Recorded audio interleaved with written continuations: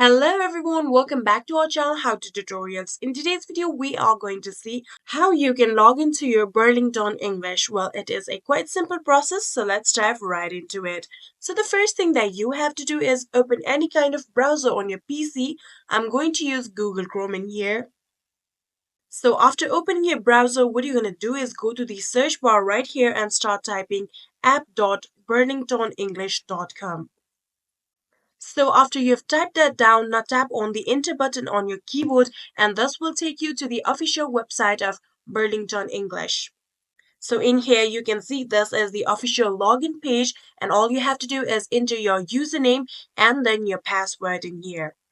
So after you have successfully written down your username and your password, all you have to do is click on this login button right here, and then this will lead you to your Burlington English account. So if you are a new user and you still haven't registered yourself an account, you can also click on this new user option in order to register yourself a new account in Burlington.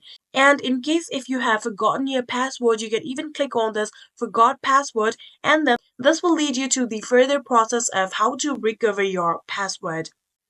And that is it. That is how you can log into your Burlington English. I hope this video was helpful to you guys. If it was, please do not forget to hit that subscribe button and like our video. Thank you so much for watching. See you in the next.